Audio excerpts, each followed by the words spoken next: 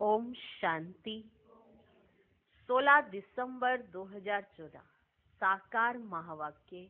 बाबा कहते, मीठे बच्चे, तुम्हें अपने दीपक की संभाल स्वयं ही करनी है। तूफानों से बचने के लिए ज्ञान योग का घृत जरूर चाहिए। आज का प्रश्न, कौन सा पुरुषार्थ गुप्त बाप से गुप्त वर्षा दिला देता है? उत्तर, अंतर्मुख, अर्थात चुप रहकर बाप को याद करो तो गुप्त वर्षा मिल जाएगा।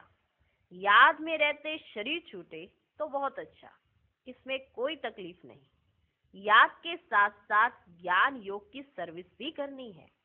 अगर नहीं कर सकते तो कर्मणा सेवा करो। बहुतों को सुख देंगे तो आशीर्वाद मिलेगी। चलन और बोलचाल भी बहुत सात्विक चाहिए। आज का गीत, निर्बल से लड़ाई बलवान की। ये कहानी है दिए और तूफान की। ओम शांति। बाबा ने समझा दिया है, जब ऐसे गीत सुनते हो तो हरेक को अपने ऊपर ही विचार सागर मंथन करना होता है। जब ये गीत सुनते हो तो हरेक को अपने ऊपर ही विचार सागर मंथन करना होता है। ये तो बच्चे जानते हैं। मनुष्य मरते हैं तो 12 रोज दीवा जगाते हैं। 12 रोज दीवा जगाते हैं। तुम फिर मरने के लिए तैयारी कर रहे हो, अर्थात मरने की तैयारी कर रहे हो, माना पढ़ाई कर रहे हो ना। तो ये कहा, इस दुनिया को छोड़ के जाना है ना घर। तुम फिर मरने के लिए तैयारी कर रहे हो और अपनी जोत पुरुषार्थ कर आप ही जगा रहे हो। पुरुषार्थ भी माला में आने वाले ही करते हैं, प्रजा इस माला में नहीं आती। पुरुषार्थ करना चाहिए हम विजय माला में पहले जाए। कहाँ माया बिल्ली तूफान लगाकर विक्रम ना करा दे। जो दीवा बुझ जाए। अब इसमें ज्ञान और योग दोनों का बल चाहिए। चेक करते रहना चाहिए कि माया बिल्ली कहीं आपका दीवा बुझा ना जाए। तो चेक करते रहना चाहिए क्या कि दीवा बुझा तो नहीं। चेकिंग कैसे होगी? ज्ञान और योग बल से। कैसे चेक करोगे कितना ज्ञान है कितना योग है? दोनों की चेकिंग होनी बहुत जरूरी है। योग के साथ ज्ञान भी जरूरी है। हर एक को अपने दीपक की संभाल करनी है। अंत तक पुरुषार्थ चलना ही है। रेस चलती रहती है तो बहुत संभाल करनी है। कहाँ जोत कम ना हो जाए, बुझ ना जाए। इसलिए योग और ज्ञान का घृत रोज डालना चाहिए। योग बल की ताकत नहीं है तो दौड़ नहीं सकते हैं, पिछाड़ी में रह जाते हैं। स्कूल में सब्जेक्ट होती है, देखते हैं हम इस सब्जेक्ट में तीखे नहीं हैं तो हिसाब में जोर लगाते हैं। यहाँ भी ऐसे देखते हैं ना, जिस सब्जेक्ट में तीखे नहीं हैं उसमें जोर लगाया जाता है। यहाँ भी ऐसे हैं। स्थूल सर्विस की सब्जेक्ट भी बहुत अच्छी है, बहुतों की आशीर्वाद मिलती है। ज्ञान योग और साथ में स्थूल सर्विस। स्थूल सर्विस करेंगे तो बहुतों की आशीर्वाद मिलती है। कोई बच्चे ज्ञान की सर्विस करते हैं, दिन प्रतिदिन सर्विस की वृद्धि होती जाएगी। एक धनी के 6-8 दुकान भी होते हैं। एक ही साहूकार, उसके 6-8 दुकान भी होते हैं ना। सभी एक जैसे नहीं चलते। उसने हर एरिया में एक दुकान खोला है, ठीक है, बिजनेसमैन है, हर एरिया में एक दुकान खोल दिया। सब एक जैसे चलेंगे? सब एक जैसे नहीं चलते। कोई में कम ग्राहकी, कोई में जास्ती होती है। तुम्हारा भी एक दिन वह समय आने वाला है जो रात को भी फुर्सत नहीं मिले,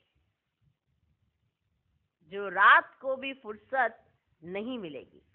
सबको पता चलेगा कि ज्ञान सागर बाबा आया हुआ है। अविनाशी ज्ञान रत्नों से झोली भरते हैं। फिर बहुत बच्चे आएंगे, बात मत पूछो। एक दो को सुनाते हैं ना, यहाँ ये वस्तु बहुत अच्छी सस्ती मिलती है, ऐसे होता है ना। मान लो आप कोई चीज खरीद के आए तो आप अपने आस पड़ोस में सबको बताएंगे, यहाँ जाओ, यहाँ सस्ती मिल रही है, बताएंगे ना। तुम बच्चे भी जानते हो ये राजयोग की शिक्षा बहुत सहज है। सबको इस ज्ञान रत्नों का मालूम पड़ जाएगा तो आते रहेंगे। तुम ये ज्ञान और योग की सर्विस करते हो। जो ये ज्ञान योग की सर्विस नहीं कर सकते तो फिर कर्मणा सर्विस की भी मार्क्स है। सभी की आशीर्वाद मिलेगी। एक दो को सुख देना होता है, ये तो बहुत बहुत सस्ती खान है। क्या? दुआएं लेने की, है ना। कर्मणा सेवा करो, उससे दुआएं इकट्ठी हो जाती है। ये तो बहुत बहुत सस्ती खान है। ये अविनाशी ज्ञान रत्नों की खान है।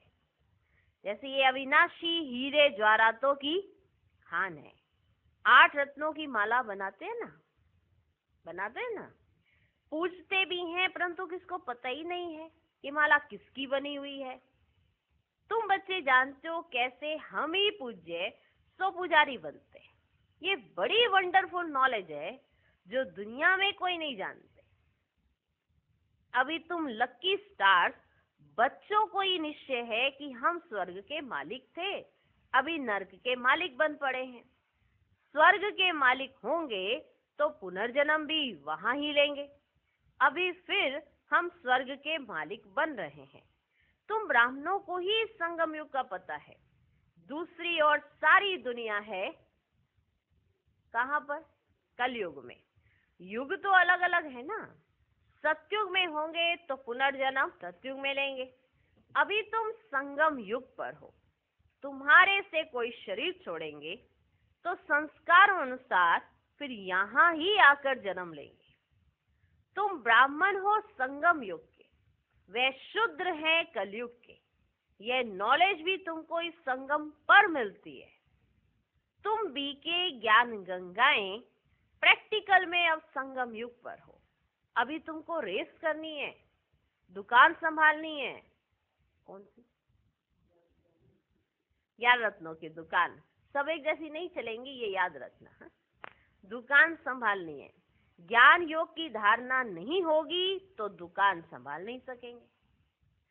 सर्विस का उजूरा तो बाबा देने वाला है ना। यज्ञ रचा जाता है तो किस्म किस्म के ब्राह्मण लोग आ जाते हैं। फिर किसको दक्षिणा जास्ती, किसको कम मिलती है। अब ये परम पिता परमात्मा ने रुद्र ज्ञान यज्ञ रचा है और हम हैं ब्राह्मण। हमारा धंधा ही है मनुष्य से देवता बनना और बनाना। ऐसा यज्ञ और कोई होता ही नहीं है। जो कोई कहे कि हम इस यज्ञ से मनुष्य से देवता बन रहे हैं, अब इसको रुद्र ज्ञान यज्ञ अथवा पाठशाला भी कहा जाता है। ज्ञान और योग से हर एक बच्चा देवी देवता पद पा सकता है। बाबा राय भी देते हैं, तुम परम धाम से बाबा के साथ आए हो। तुम कहेंगे हम परम धाम निवासी हैं। इस समय बाबा की मत से हम स्वर्ग की स्थापना कर रहे हैं। जो स्थापना करेंगे वही जरूर मालिक बनेंगे। तुम जानते हो इस दुनिया में हम मोस्ट लकीएस्ट ज्ञान सूर्य, ज्ञान चंद्रमा और ज्ञान सितारे हैं। बनाने वाला है ज्ञान सागर। कौन है? ज्ञान सागर। वे सूर्य चांद सितारे तो स्थूल में है ना बच्चे, उनके साथ हमारी भेंट है। तो हम भी फिर ज्ञान सूर्य, ज्ञान चंद्रमा, ज्ञान सितारे होंगे। हमको ऐसे बनाने वाला है ज्ञान का सागर। नाम तो पड़ेगा ना। ज्ञान सूर्य अथवा ज्ञान सागर के हम बच्चे हैं। वे तो यहाँ के रहवासी नहीं है। कौन? शिव बाबा ज्ञान का सागर, वे तो यहाँ के रहवासी नहीं है। बाबा कहते हैं मैं आता हूँ तुमको आप समान बनाता हूँ। ज्ञान सूर्य, ज्ञान सितारे, तुमको यहाँ बनना है। तुम जानते हो बरोबर हम भविष्य में फिर यहाँ ही स्वर्ग के मालिक बनेंगे। सारा मदार पुरुषार्थ पर है। हम माया पर जीत पाने के वॉरियर्स हैं। वो लोग फिर मन को वश करने के लिए कितने हठ आदि करते हैं। तुम तो हठ योग आदि कर ना सको। बाबा कहते हैं तुमको कोई तकलीफ आदि नहीं करनी है। सिर्फ कहता हूँ तुमको मेरे पास आना है, इसलिए मुझे याद करो, और कोई तकलीफ नहीं। मैं तुम बच्चों को लेने आया हूँ, ऐसे और कोई मनुष्य कह ना सके। भले अपने को ईश्वर कहें, परंतु अपने को गाइड कह ना सके। बाबा कहते हैं, मैं मुख्य पंडा कालों का काल हूँ। एक सत्यवान सावित्री की कहानी है ना, सुनिए सुनिए। सत्यवान सावित्री की कहानी है ना। उनका जिस्मानी लव होने के कारण दुखी होती थी। तुम तो खुश होते हो, मैं तुम्हारी आत्मा को ले जाऊंगा, तुम कभी दुखी नहीं होंगे। जानते हो, हमारा बाबा आया हुआ है स्वीट होम में ले जाने के लिए, जिसको मुक्ति धाम, निर्वाण धाम कहा जाता है। कहते हैं मैं सभी कालों का काल हूँ। वे तो एक आत्मा को ले जाते हैं, मैं तो कितना बड़ा काल हूँ। इसलिए क्या कहते हैं बाबा को? महाकाल। 5000 वर्ष पहले भी मैं गाइड बन सभी को ले गया था।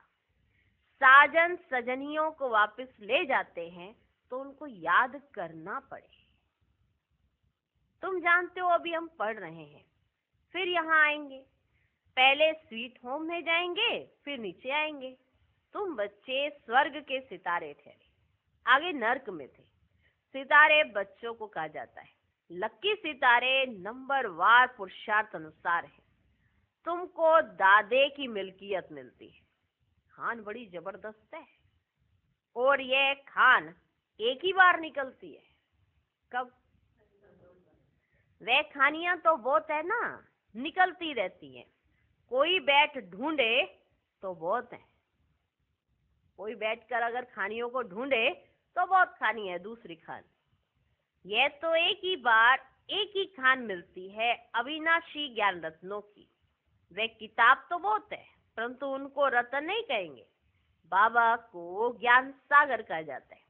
अविनाशी ज्ञान रत्नों की निराकारी खान है।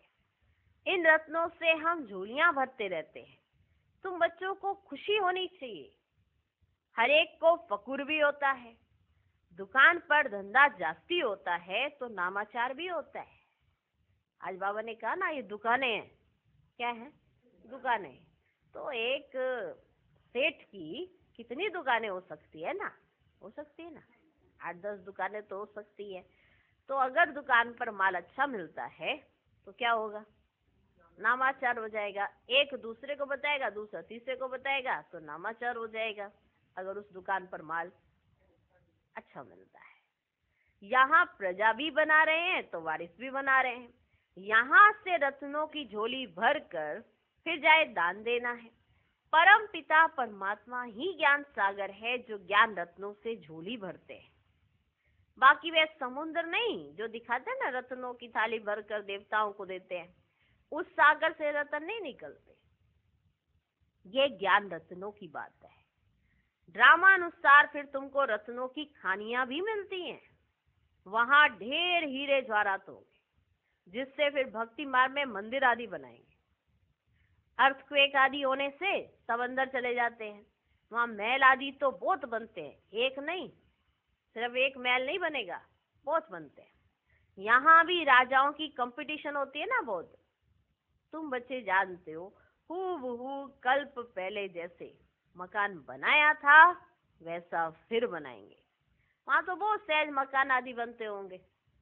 साइंस बहुत काम देती है, परंतु वहां साइंस अक्षर नहीं होगा। साइंस बहुत काम देती है, लेकिन वहां पर साइंस अक्षर नहीं होगा। साइंस को हिंदी में विज्ञान कहते हैं। आजकल तो विज्ञान भवन भी नाम रख दिया है। विज्ञान अक्षर ज्ञान के साथ भी लगता है। ज्ञान और योग को विज्ञान कहेंगे। ज्ञान से रतन मिलते हैं और योग से हम एवर हेल्दी बनते हैं। ये ज्ञान और योग की नॉलेज है बच्चे, जिससे फिर बैकुंठ के बड़े बड़े भवन बनेंगे। हम अभी इस सारी नॉलेज को जानते हैं।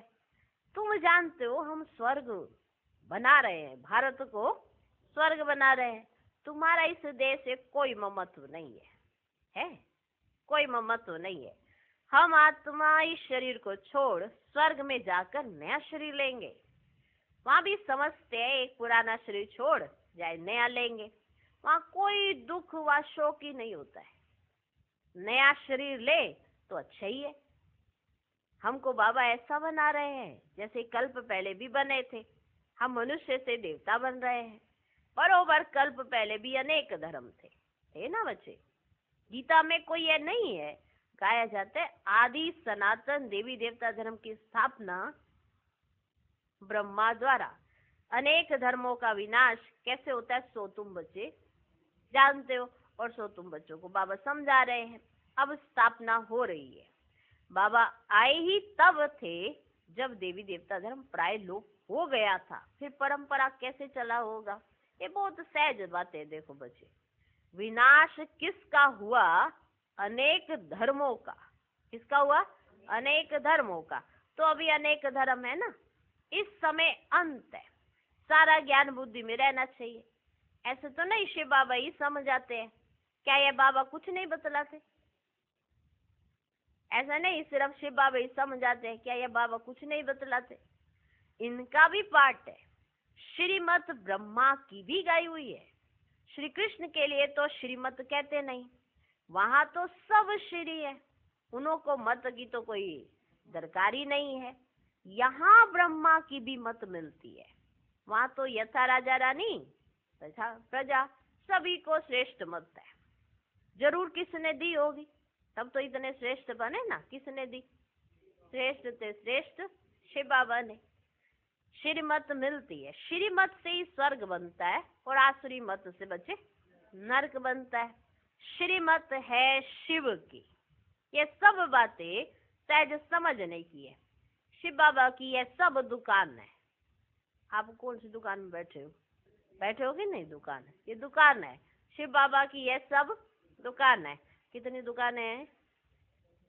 बहुत सारी दुकानें हैं। देखो पूरे वर्ल्ड के अंदर, मतलब पूरे विश्व में बहुत सारी दुकानें हैं। और बाबा का तो कहना ये है कि घर घर में एक दुकान जरूर होनी चाहिए, है ना। माल की कमी नहीं होनी चाहिए। यह अविनाशी ज्ञान रत्नों का खजाना है, किसी की कमी नहीं हो। ऐसे नहीं हो कि इस गली में तो है नहीं, उस गली में है नहीं, तो फिर अगली गलियों में जाए, ऐसा ना हो। हर गली में एक दुकान तो होनी चाहिए। ये शिव बाबा की चाहना है। शिव बाबा की यह सब दुकान है। हम बच्चे चलाने वाले हैं। जो अच्छा दुकान चलाते हैं ना, उनका नाम बहुत होता है। जिसने अच्छी दुकान चलाई कि वहाँ जाओ, देखो वहाँ पे माल भी बड़ा अच्छा होता है, और जो देने वाला है ना वो भी बड़ा अच्छा है, बड़े प्यार से बात करते हैं। अब मान लो माल तो अच्छा हो और दुकानदार अच्छा ना हो, है ना, तो वहाँ भी कोई नहीं घुसता। वो कहते हैं उनको बात ही नहीं करनी आती है ठीक ढंग से, तो फिर कैसे जाए माल लेने। तो वहाँ पे नहीं जाते, फिर कहीं और चक्कर काटने चले जाते।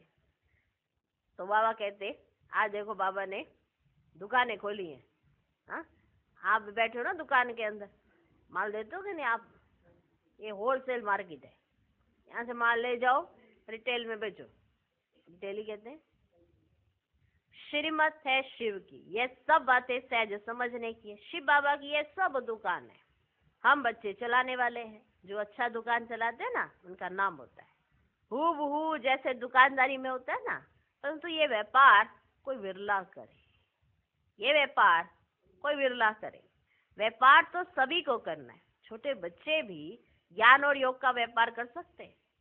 शांति धाम और सुख धाम, बस बुद्धि में उनको याद करना है। वो लोग राम राम कहते हैं, यहाँ चुप होकर याद करना है, बोलना कुछ नहीं है। वो तो राम नाम 1, राम राम 2, राम राम 3 ऐसे बोलते हैं ना, वो याद करते हैं। तुमको क्या करना है? चुप रह के बाबा को याद करना है, कुछ बोलना नहीं है। शिवपुरी विष्णुपुरी बहुत सहज बात है। स्वीट होम स्वीट राजधानी याद है। वह देते हैं स्थूल मंत्र और यह है सूक्ष्म मंत्र। अति सूक्ष्म याद है। सिर्फ इस याद करने से हम स्वर्ग के मालिक बन जाते हैं। जपना कुछ भी नहीं है, सिर्फ याद करना है। आवाज कुछ नहीं करना पड़ता। ऐसा होता है कोई माता अपने बच्चे को याद कर रही है, ओ ऐसे करके याद करते है कभी? नहीं ना, वो तो याद करना होता है। तो याद में आवाज थोड़ा होता है। आवाज कुछ नहीं करना पड़ता। गुप्त बाबा से गुप्त वर्षा चुप रहने से, अंतर्मुख होने से हम पाते हैं। कितनी बड़ी लॉटरी है। इसी ही याद में रहते शरीर छूट जाए तो बहुत अच्छा है, कोई तकलीफ नहीं। जिनको याद नहीं ठहरती वे अपना अभ्यास करें। सभी को कहो बाबा ने कहा है मुझे याद करो तो अंतमति स्वगति। याद से विक्रम विनाश होंगे और मैं स्वर्ग में भेज दूंगा। बुद्धि योग शिव बाबा से लगाना बहुत सहज है। परहेज भी सारी यहाँ ही करनी है। सत्युग में कोई परहेज नहीं करनी है, हाँ? और किसी युग में कोई परहेज नहीं है। सारी परहेज भी सारी यही करनी है। सतो प्रधान बनते हैं तो सभी सात्विक होने चाहिए। पुरुषार्थ कर रहे हैं हम सतो प्रधान बनने का, तो होना कैसा चाहिए? सात्विक होने चाहिए। चलन सात्विक, बोलना सात्विक, यह है अपने साथ बातें करना। साथी से प्यार से बोलना है। गीत में भी है ना, पीयू पीयू बोल सदा अनमोल। पीयू पीयू बोल सदा अनमोल। तुम हो रूप बसंत, आत्मा रूप बनती है। ज्ञान का सागर बाप है तो जरूर आकर ज्ञान ही सुनाएंगे। कहते मैं एक ही बार आकर शरीर धारण करता हूँ, ये कम जादूगरी नहीं है। बाबा भी रूप बसंत है, परंतु निराकार तो बोल नहीं सकता, इसलिए शरीर लिया है। परंतु वह पुनर्जन्म में नहीं आता है। आत्माएं तो पुनर्जन्म में आती हैं। तुम बच्चे बाबा के ऊपर बलिहार जाते हो तो बाबा कहते हैं फिर ममत्व नहीं रखना, अपना कुछ नहीं समझना। ममत्व मिटाने के लिए ही बाबा युक्ति रचते हैं। कदम कदम पर बाप से पूछना पड़ता है।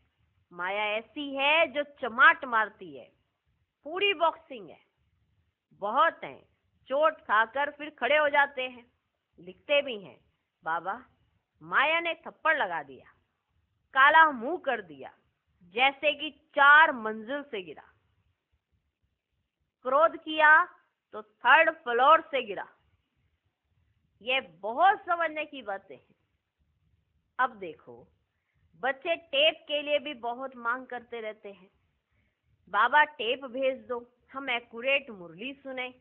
यह भी प्रबंध हो रहा है। बहुत सुनेंगे तो भूतों के कपाट खुलेंगे, भूतों का कल्याण होगा।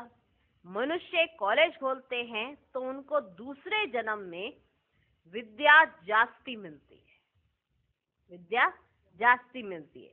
बाबा भी कहते हैं टेप मशीन खरीद करो तो भूतों का कल्याण हो जाएगा। अच्छा, मीठे मीठे सिखी लदे बच्चों प्रति माता पिता बाप दादा का याद प्यार और गुड मॉर्निंग। रूहानी बाप की रूहानी बच्चों को नमस्ते। हम रूहानी बच्चों की भी रूहानी बाप को नमस्ते नमस्ते नमस्ते। Good morning good morning good morning. धारणा के लिए मुख्य सार। पहला पॉइंट, सतो प्रधान बनने के लिए बहुत बहुत परहेज से चलना है। अपना खान पान बोलचाल सब सात्विक रखना है। बाप समान रूप बसंत बनना है। दूसरा पॉइंट, अविनाशी ज्ञान रत्नों की निराकारी खान से अपनी झोली भरकर अपार खुशी में रहना है और दूसरों को भी इन रत्नों का दान देना है। आज का वरदान, कर्म योगी बन, हर संकल्प बोल और कर्म श्रेष्ठ बनाने वाले निरंतर योगी भव। कर्म योगी आत्मा का हर कर्म योग युक्त युक्ति युक्त होगा। अगर कोई भी कर्म युक्ति युक्त नहीं होता तो समझो योग युक्त नहीं है। अगर साधारण व व्यर्थ कर्म हो जाता है तो निरंतर योगी नहीं कहेंगे। कर्म योगी अर्थात हर सेकंड, हर संकल्प, हर बोल सदा श्रेष्ठ हो। श्रेष्ठ कर्म की निशानी है स्वयं भी संतुष्ट और दूसरे भी संतुष्ट। ऐसी आत्मा ही निरंतर योगी बनती है। आज का स्लोगन, स्वयं प्रिय, लोकप्रिय और प्रभु प्रिय आत्मा ही वरदानी मूर्त है। ओम शांति।